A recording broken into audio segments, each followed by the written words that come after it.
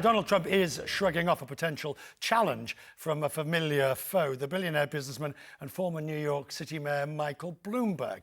He is preparing to enter the race for US president. He's ruled out a run in March. Now, however, he says he's thinking about it, and his entry would shake up a Democrat field in which the centrist candidates seem to be lagging behind. Donald Trump says he's not worried. I've known Michael Bloomberg for a long time. If you go back early on, he said a lot of great things about Trump, but I know Michael, he became just a nothing. He was really a nothing. He's not going to do well, but I think he's going to hurt Biden, actually. But he doesn't have the magic to do well. Little Michael will fail. Little Michael, who's done nothing, is owner, by the way, just to remind you, of one of the largest financial news services and trading platforms in the world, and is comfortably worth more than 40 or 50 billion dollars. Little Michael, done nothing. Harry Enten, since we're all talking about ourselves in the third person, Harry Enten is the data guru. Thank you for joining on Quest. My pleasure, sir. Tell me about Bloomberg entering the race.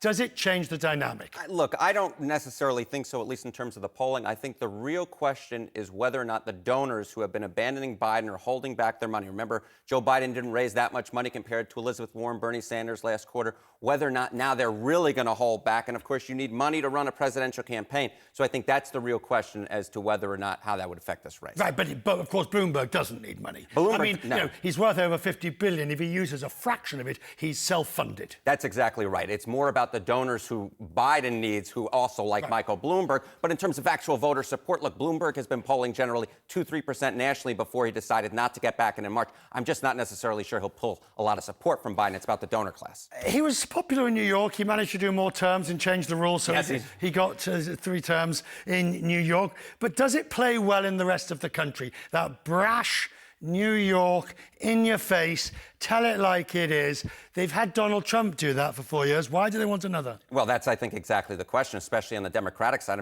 Remember, we had another New York City mayor who ran before, Bill de Blasio, went nowhere, absolutely nowhere in the Democratic field. And I am quite skeptical, if I'm being honest with you, Richard, that someone who basically ended his term on bad notes with African-American voters is going to be able to appeal that constituency, which is the main base of Joe Biden's support. OK, but is there not an argument against Bloomberg that says, where have you been so far? The rest of us have been schlepping around doing these debates, left, right and centre, whilst, you know, what makes you think that you've got the right to just come join the party late because you can afford to? Yeah, I think that's exactly right. And obviously, we're talking about a Democratic primary field, not a Republican primary field. Billionaires have been lashed out against in the Democratic primary field so far. Well, let's have a listen to what Elizabeth Warren and others have said on that very point. Sure. I'm friendly with Mike, and he's a great philanthropist, was a really stellar mayor.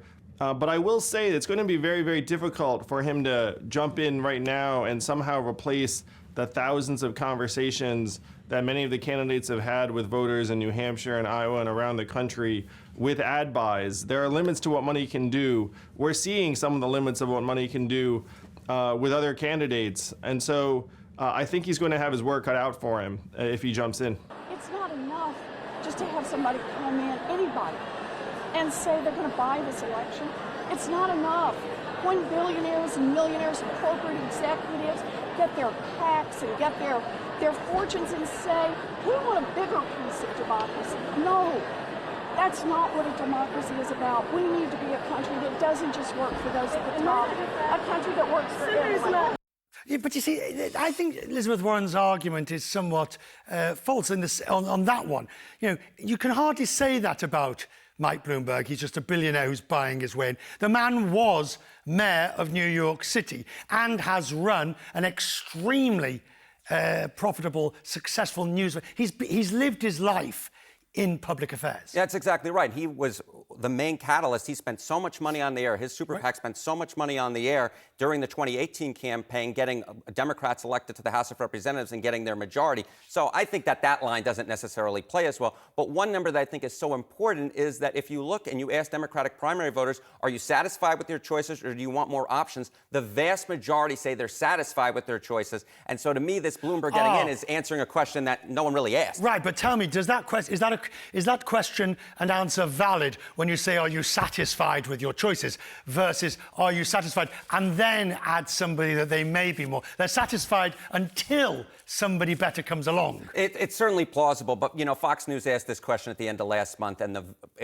basically they said that only 6% said that they wanted Michael Bloomberg. They would certainly vote for him, versus in the 30s said they would definitely vote against him. So to me, Michael Bloomberg's not necessarily the answer. Someone like Michelle Obama might have been. All right, but now, finally, billionaires. What's the statistics saying about billionaires in the race and the American voters' love affair or distaste of money? I would say this, is that the Democratic primary electorate loves the wealth tax, and we've already have a billionaire in Tom Steyer who's running, and you know where he's going right now? Absolutely nowhere. He's polling at 1-2%, despite the fact that he's spending millions of dollars on the air. I'm not sure Bloomberg will be any different. Good to see you, sir. Thank you, sir. Have a good weekend. You as well.